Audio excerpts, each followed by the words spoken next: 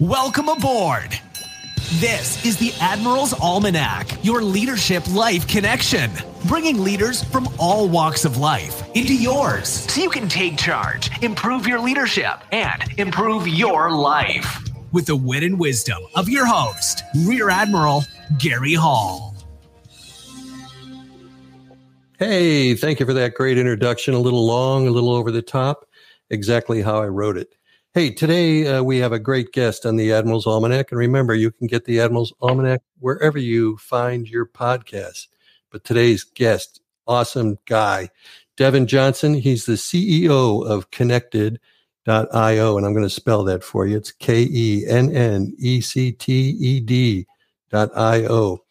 Devin is not your typical CEO with an MBA from Harvard, but rather he's a graduate of the School of Hard Knocks, where the colors are black and blue. He has proven through resilience, perseverance, anything can be accomplished. His company is recognized in Inc. magazine's top 5,000 tech companies. It's recognized as one of the best places to work in Indianapolis, and he leads with integrity, honesty, and faith. Welcome, Devin. I appreciate it, Gary. I look forward to hanging out, chopping up here a little bit, and hopefully sharing some of my young wisdom here on the show. There you go. Well, first of all, I know many men who start companies and they call themselves CEOs. In other words, they start a company like Gary Hall Consulting. I'm the founder and CEO. Okay, and your crew is myself and my dog. So you have about 100 employees, don't you?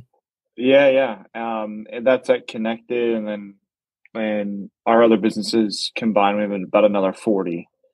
So okay. So I mainly get about 140 employees. So Devin, the one thing everybody should know is you've got a real business making real money, making a real difference in the tech world. And again, it's based on integrity, honesty, and faith. But you started off, you had not an easy upbringing. You weren't from a legacy family. Tell us a little bit about the challenges you faced back when you were about 15. Yeah, I'll actually just wind it back all the way to just kind of give you the backstory on the childhood through and through. So, my mom, factory worker, dad, drug dealer. Growing up in a very divided home, mom and dad never married. First 10 years of my childhood, I grew up, my mom taking me to state penitentiary to visit my father. She did want me to have a good relationship with my dad, know my dad. But unfortunately, he was serving 10 years for a armed robbery with his brother shortly after me being born. And so, he comes out, gets out, they're living separate. And, I call it like a best friend relationship with him. He wasn't like necessarily the dad that always made it to the sporting events but he would come around and it was like Christmas randomly. He would always bring shoes and take me to the mall and hang out with my friends. Like I'm talking in past tense. Unfortunately, he passed when I was 21. But he was a man that always wanted to just have fun and bring people around him up, right? And so, but he just wasn't that great father figure. And so, growing up at 12, I found out by stumbling into one of his stashes that he called himself a street pharmacist, aka drug dealer. And he never let me glorify it, but it was what it was. And at 15, another crazy life event happened. My sister was diagnosed with a really rare form of brain cancer called metastablastoma. It attacks your adrenaline gland, and it, just completely rocks the world. You have like a 0.01% of surviving the entire treatment, surgery, like kind of beating the odds. And when that happened, my dad actually admitted that he was struggling with a heroin addiction at the time and disappeared for over a year. At the same time, within a few weeks of my sister, my best friend committed suicide freshman year of high school. So, wow. I mean, my world was just completely flipped upside down. And I remember this very dark moment of sitting in my room, all my futon, and saying, this feeling right here, I will do anything and everything in my willpower to never be in this situation again. Again, it was a bunch of stuff I couldn't control, but I felt like I had no resources. I had no outlet. I had no, control over everything. I just felt like everything was just out of my hands. And I said, I will always be able to control my environment somehow, some way, and be able to control, outcomes to the best of my ability. And I just felt hopeless, but I knew I was going to do something about it. Right. That's the big difference is I Yeah, didn't. no, I was going to say, I think, at an early age, having that thought in your mind that you're going to do something, you basically manifest it. But at age 15, with all these things going on, and I'm sure your mother was totally occupied with your sister, you must have Mhm. felt totally alone and isolated. Mhm. I did. I don't want to discredit my mother at all. My mom, she still made most practices, all my sporting games, like was there as much as she could be. But the facts were the facts. And then my sister was boarded into the hospital, spent over 2 years at the local children's hospital, Riley Children's Hospital here in Indianapolis. And her job immediately let her go. I mean, all like her world came crashing down, but she was strong. She never turned to addiction, never turned to an excuse, did everything that she could, but she did live at the hospital and was dependent on my grandparents, friends, and family, the community delivering local meal trains to the front porch. I mean, I've eaten every type of spaghetti and pasta you could possibly think of from that, right? But and I bought a moped shortly after all that happened, and that's when I said I was going to start doing something. What I actually started doing was reselling sneakers. So Nikes, Jordans, Yeezys, they have a very high resale value for the most part. And there's a huge market called sneakerheads that collect shoes. I'm a sneakerhead myself. I have like over 100 pairs of sneakers, right? And they take up 2 rooms in my house, my whole basement. Like it's absurd, right? But it's Right. just like it's a collection. Like it's like someone collects stamps or coins, right? But shoes. And so I knew this market existed because of my father. He always had like hundreds of pairs of shoes and always would wait in line and try to get the newest. And that's what he splurged on me a lot was sneakers. So I had a bunch of shoes in, grade school and high school when he was around.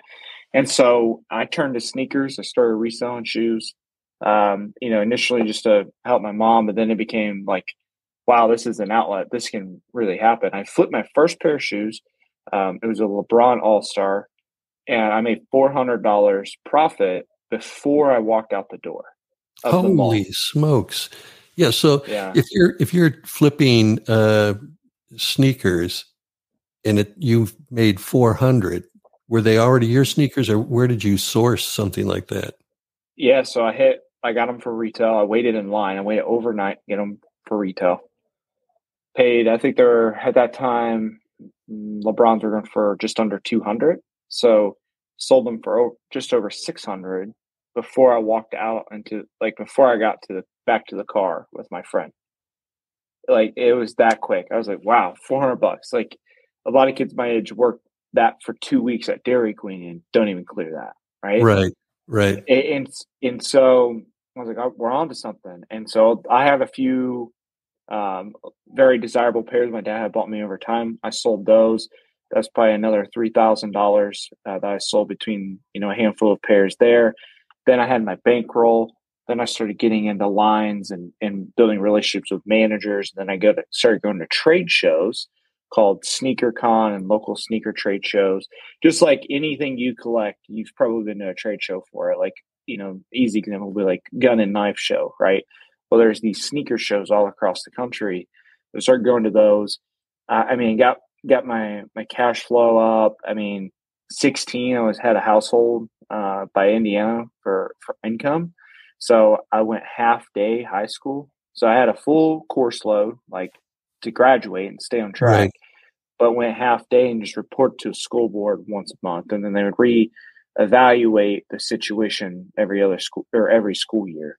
And so my sophomore, junior, and senior year, I had that privilege due to the circumstances at home, but that allowed me to just grind it out. And so I started a trade show, when I had that much extra time, I started doing my own trade show, and I called it Indy All-Star Sneaker Expo. You can actually Google it and still see the YouTube videos and people going to the shows. But my biggest event, my senior year, I had 120 vendors, about 4,000 attendees come through the building. Oh, wow. That's amazing. So you were head of household. That wasn't just a designation. That was an actuality that you were head of the household, right? Yeah, And yeah. My mom eventually obviously got back into the workforce, and things started to calm down with my sister about 17. However, due to my dad being out and everything, they still kept me designated to be a provider.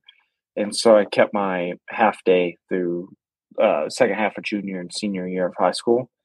And so at that point, my mom was getting a little more independent, and it wasn't like I was carrying all of high school through it. But, once she got a little more independent, that freed me up and allowed me just to stack cash. I mean, there was a point where I had 6 figures in a shoebox when I graduated. wow, that's some Yeah. shoebox. So you were it was 2 shoe boxes to get technical, but yeah. So you were a brute force entrepreneur. You were thrown into the situation, and then you just brute forced it and became successful. So you probably didn't have a written business plan or anything like that. It was all up in your head.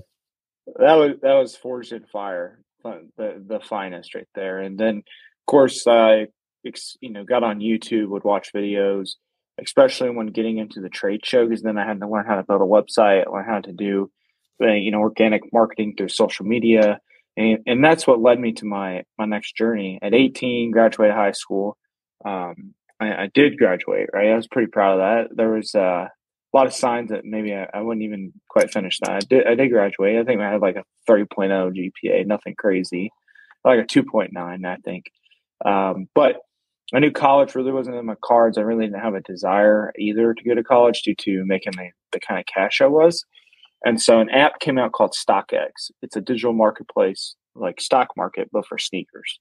And so it absolutely disrupted the market of resale. It took let's say the average resale profit was $100. That was pretty standard. It went down to maybe like $20. It was like KBB for cars. It's like, don't pay more than this for the shoe.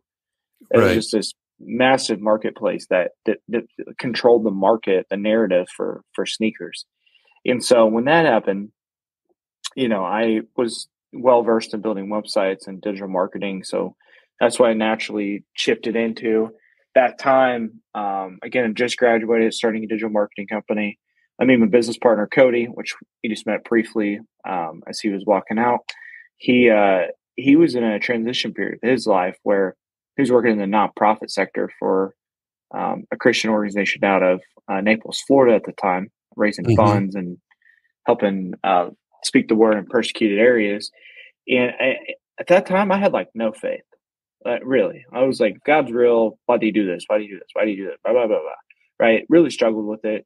Our friendship started with him explaining faith, God, the word, the higher powers, helping me make sense of the situations.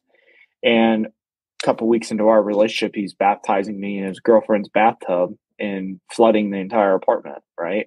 And, yeah. So I was about 100 pounds heavier at the time. He overfilled it. We flooded the apartment. It took every article of towel and clothing to clean that sucker up. It was wild. So how old were you then? I was between 18 and 19, like transitioning. Just got out of high school. And so when that happened, we also immediately hit it off from a business perspective. I had a handful of clients at the time. He had a handful of really big relationships. He's seen a lot in me. I was very broken. I think we're all broken, by the way, at any given time, but very broken, very full of myself, very egotistical. But he knew relationships. He knew follow-up. He knew the power of just keeping your word strong to another human being. He brought all of that to the table. I brought my brute force, my unwillingness to hear no, like just the power, the drive, the motivation. We blended those two worlds together. Started, a semi-successful little marketing company. In that process, we discovered we absolutely hated service-based revenue, starting from zero every month, having to sell, fulfill. And so I had the idea for this little platform called Connected at the time to streamline lead generation via LinkedIn and other social networks and email. So a sales enablement platform. And nothing like it quite existed the way I seen it in my head. And so we literally drew it on a napkin. If you come to our conference room, I found the napkin, by the way, when I moved into my new house. It's framed in the conference room. Okay, good. It's framed. Yeah, it's framed. Yep. And I had no coding experience, very little HTML just because of websites and know-how and whatnot from digital marketing. But I knew that you could find freelancers that could understand your projects. And so I got a freelance developer overseas to understand, buy into the project. And we started laying lines of code. I started selling, and even when the product was an absolute complete POS. It barely worked, barely turned on, but we started selling, and kind of the rest is history. Connected just a little over 100 team members here, all in, and currently valued at 120 million. So, put up this year top line, we'll do around 15 million. So, it's a sizable little business.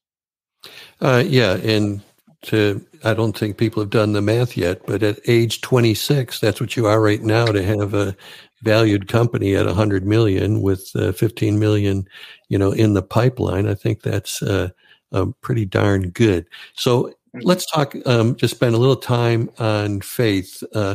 So, you talked about how it manifested. How are you pursuing it, or how has your life changed, in your behavior and in your thoughts since that manifestation of faith through Cody?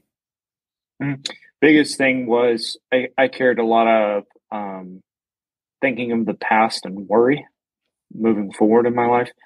With faith and actually building a relationship with God, I've truly been able to release that. Like I'm in a lot of high stress situations. To the average person, to me, nothing's ever a big deal. People are like, "How are you so calm? Why are you not freaking out?" Well, including my business partner, he's a very high-strung guy.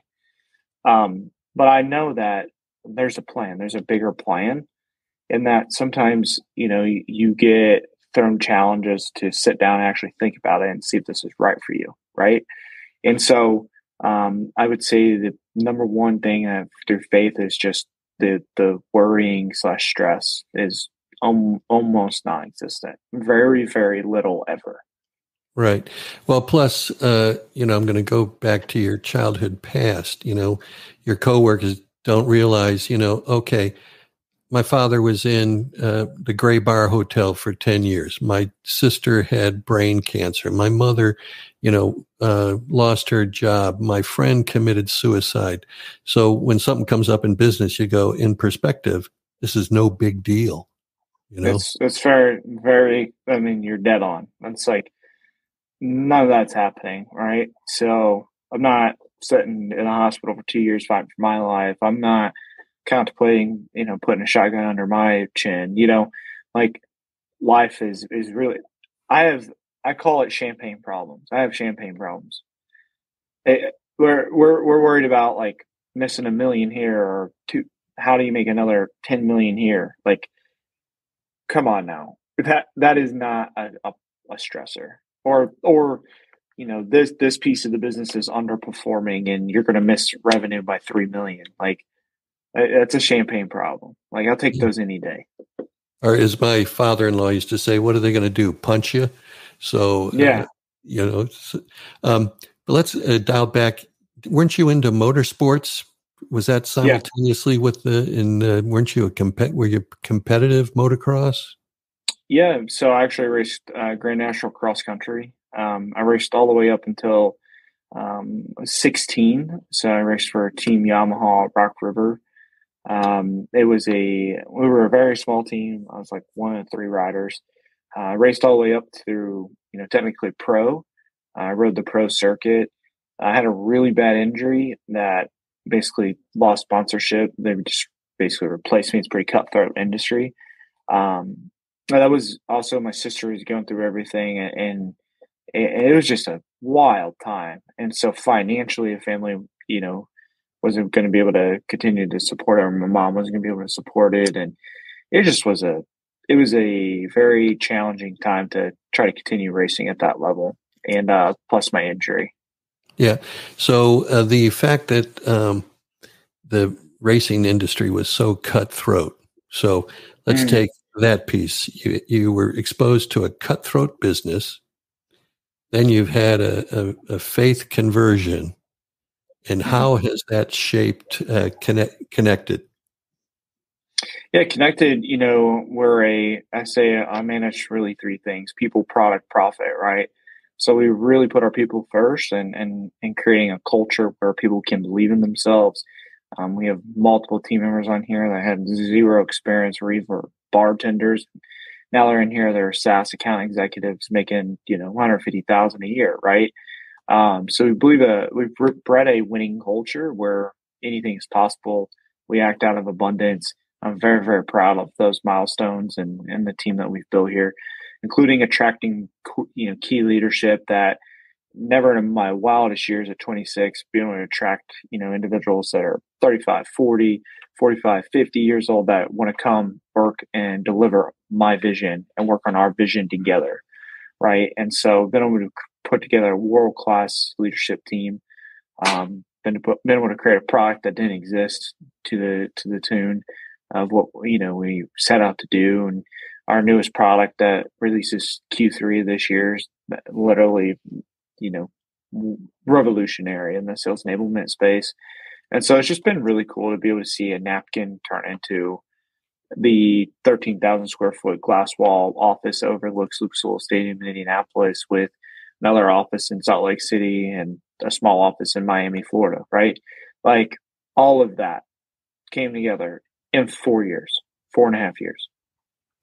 Well, that's my uncle, one of my favorite uncles, had a napkin and a business plan on it and a handshake buying of a business. So it's happened. So so I predict you're just in your infancy, and that many great things are going to come from that idea written on a napkin.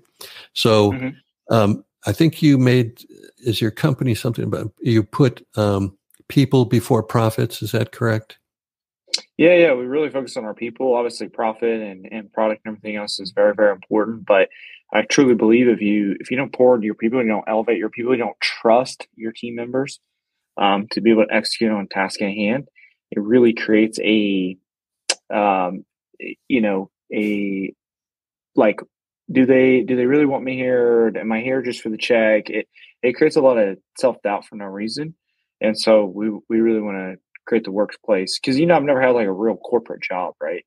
So when I sat down to create Connect, I was like, where would I want to work at? I want to work in somewhere that's really cool, awesome office space that believe in and give me leadership, that teaches me sales, teaches me relationships, teaches me mindset.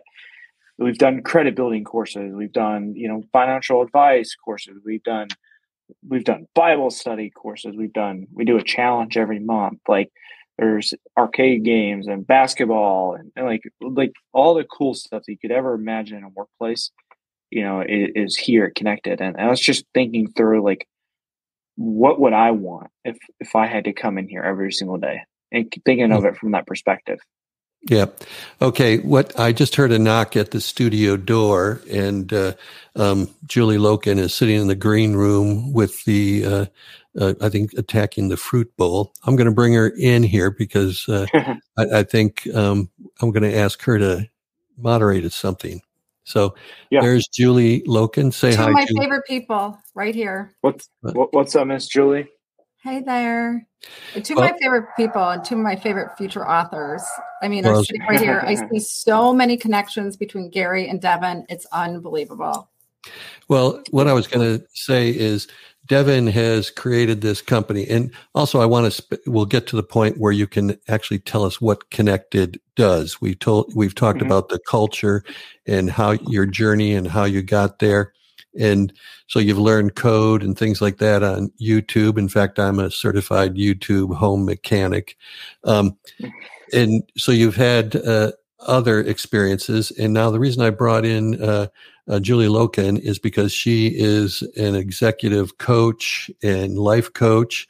And I think she's helped you. So Julie, do you want to come off mute and tell us a little bit about your work with Devin and Connected and the advice, how you help shape young executives? Well, I don't exactly shape young executives. I'm trying to amplify the voice of Connected as the external communications expert, PR expert, and really curating their voice. And Devin's voice is so powerful. The first time I met Devin, I honestly knew there was something special. First of all, age, whatever, but he is 26 years old and he has done this through the pure really velocity of being not only relentless, that's our buzzword, but also being someone that understands the value in living a really quality life, because he was not given that as a child. I don't want to say he wasn't given it. He did not receive a quality childhood, but he was given a lot of challenges that most of us never had. And he could have chosen path A or path B. A lot of people, it's a lot easier to choose path A, but he chose path B. And he's right here sitting in front of us, leading a lot of people, always innovating. And I got to spend a week with him last week. His mind, it's like I see the wheels turning all the time. And it is such an inspiration. And I want to know, like, where does that come from? Where does that come from? And how, like, it didn't come from, perhaps, maybe it did come from both of his parents in different ways, but where did that choice come from? How did you choose path B?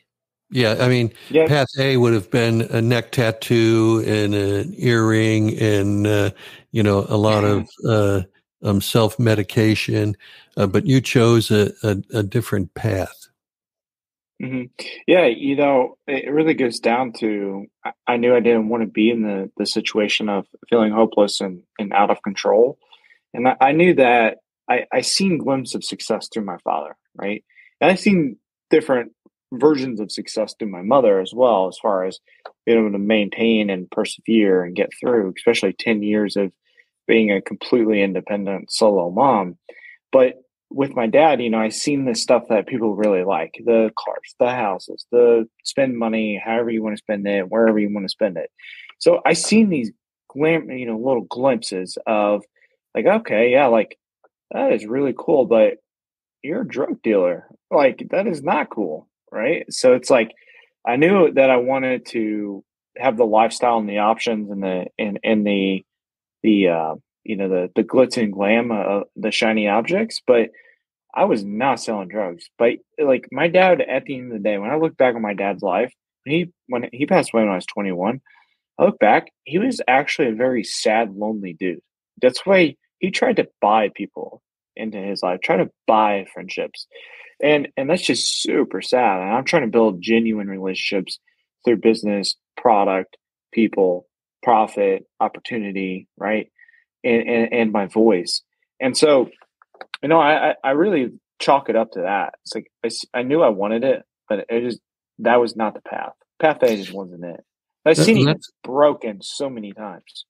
Yeah, that's a perfect example of what a friend of mine, Bishop William Byrne, talked about, that so many people are seeking happiness through drugs, through alcohol, through, bad behavior, and they've kicked faith in God out of their life. And you have inserted it in place of drugs and alcohol and misbehavior.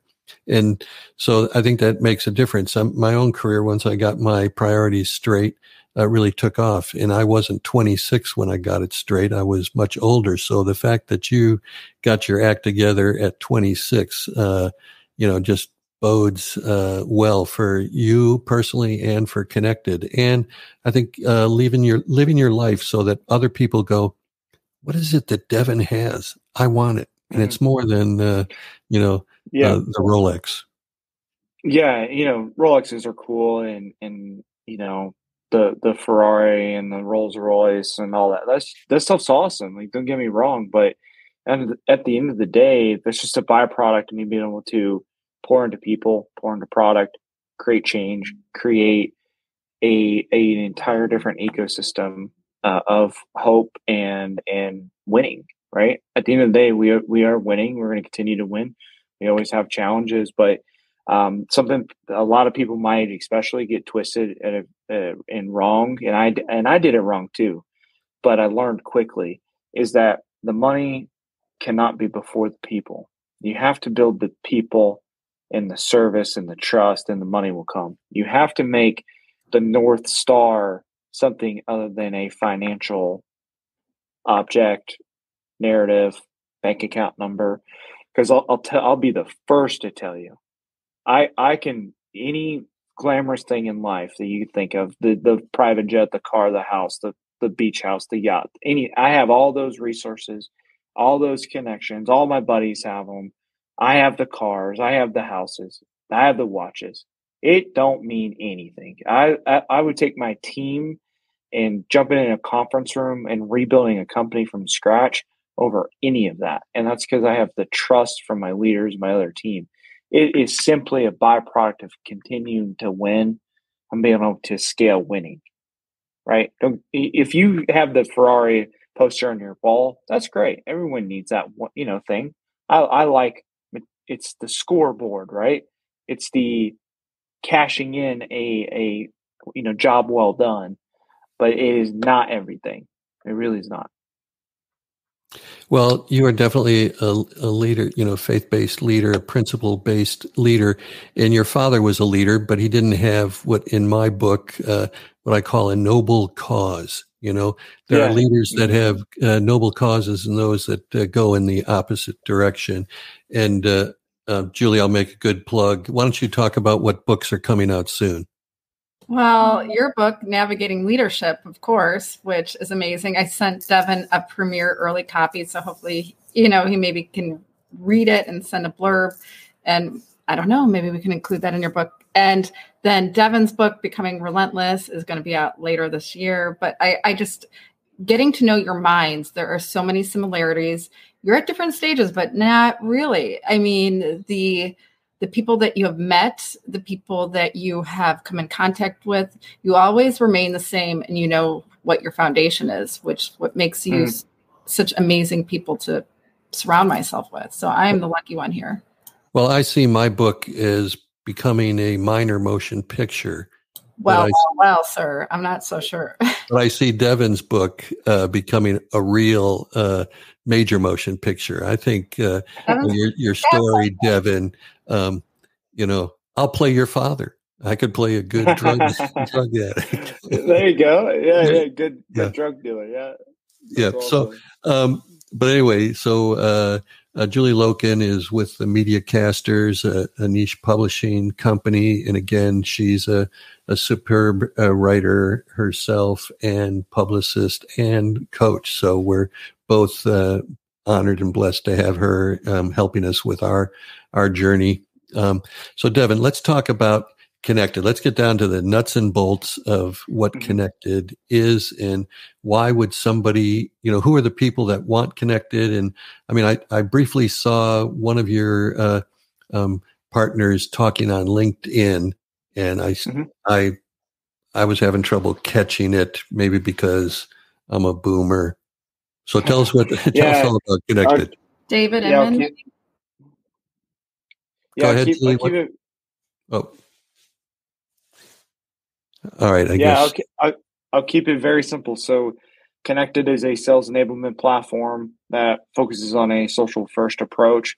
And so what that actually means is we're a platform that oversimplifies creating opportunity, right? The slogan, save time, simplify opportunity. How we actually do that is we teach you and coach you, hey, LinkedIn, Alignable, first party data, like any social platform that you're on is a powerful place to start.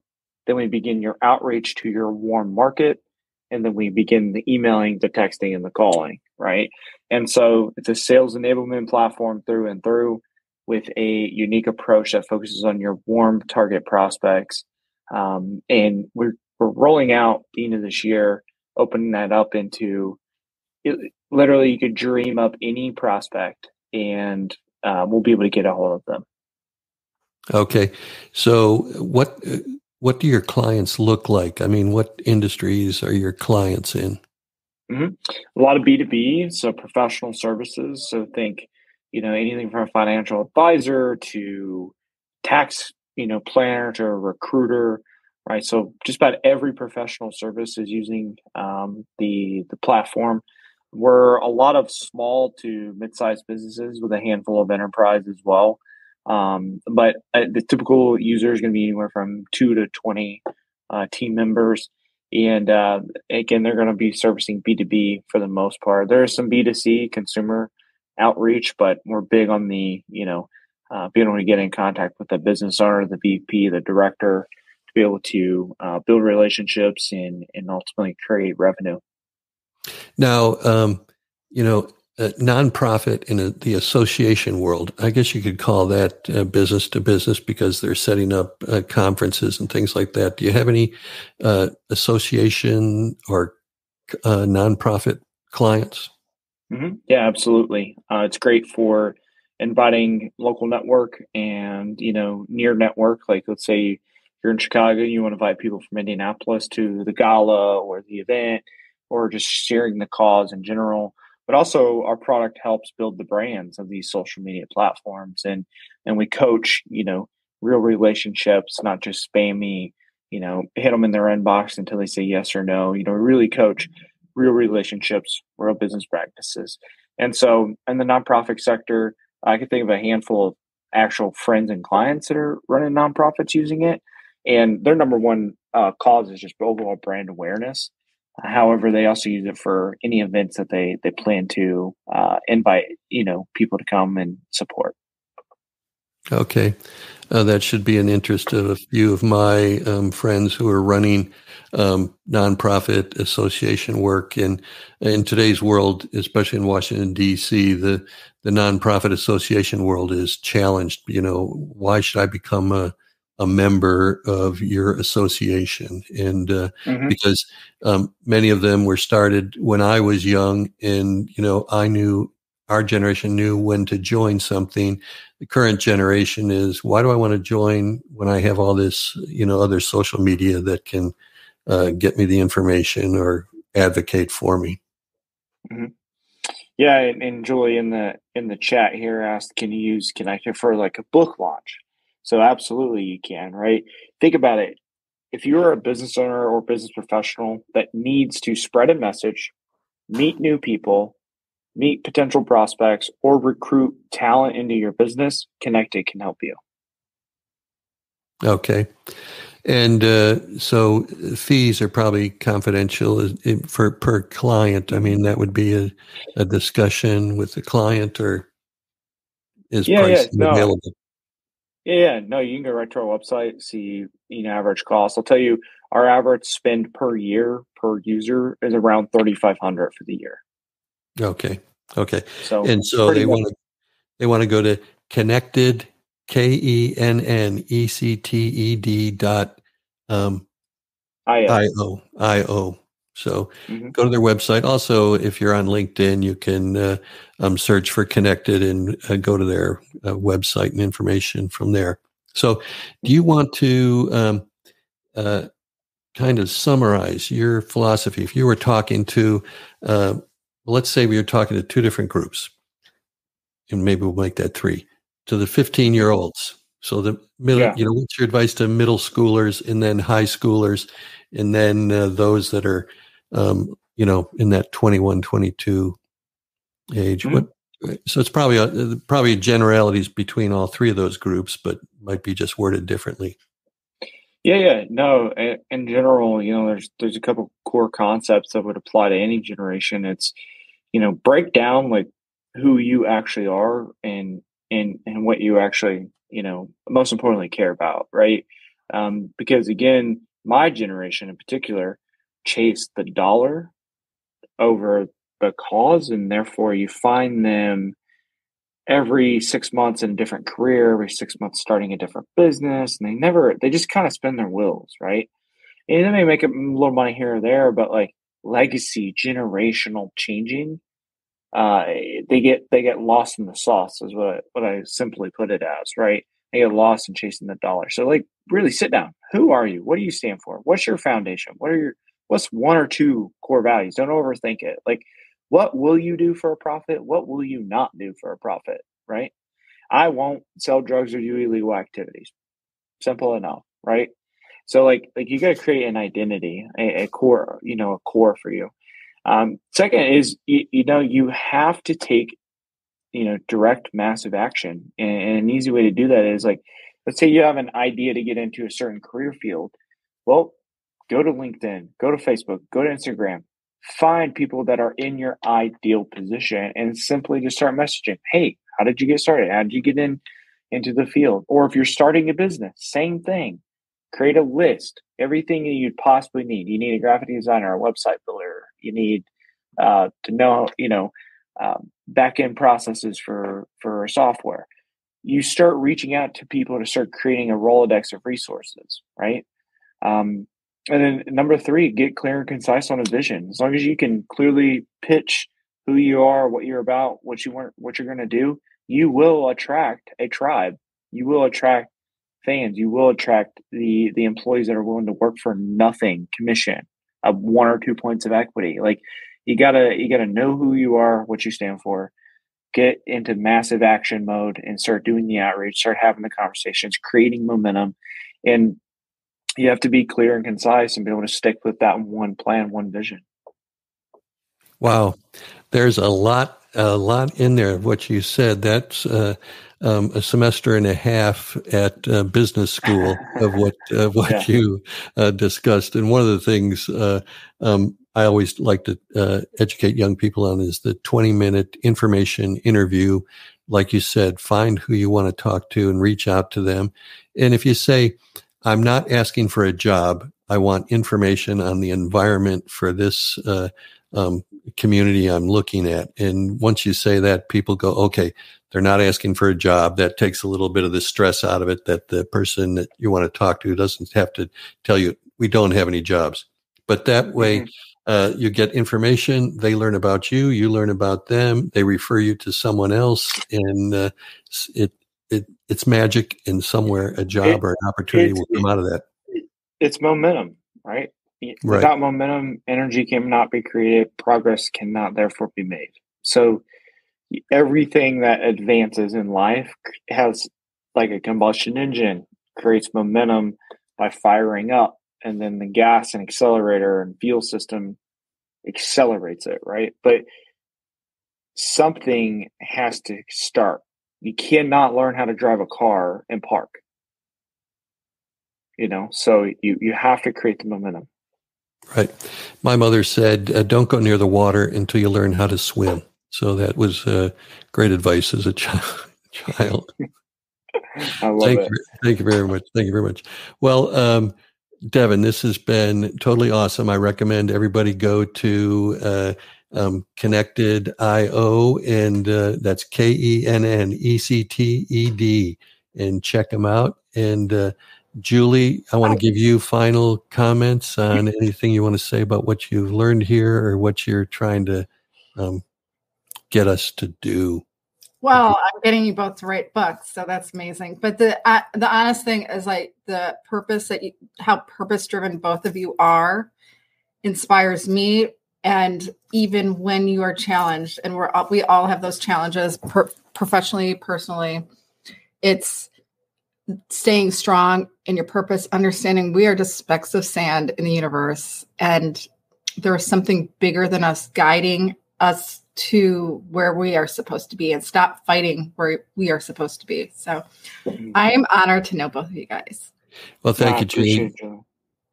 All right. And Devin's message is perseverance, resilience, integrity, and putting people before profit. And therefore, so many people are afraid to do that.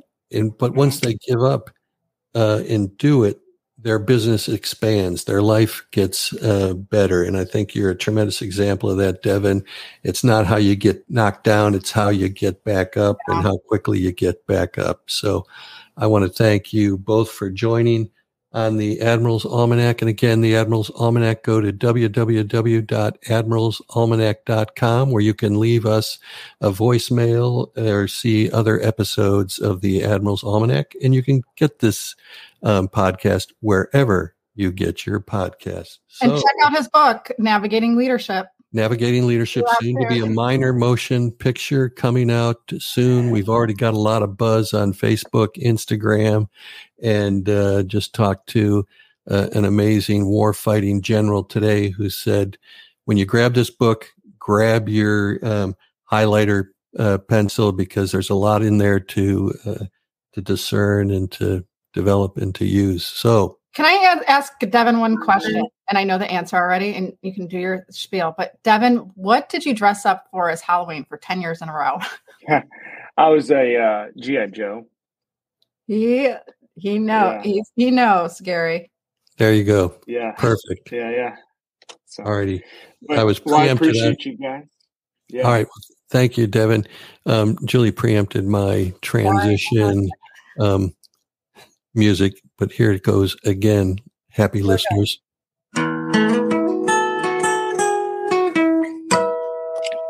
And thank you very much. That was the Admiral's Almanac. Until we meet again, here's wishing you a happy voyage home.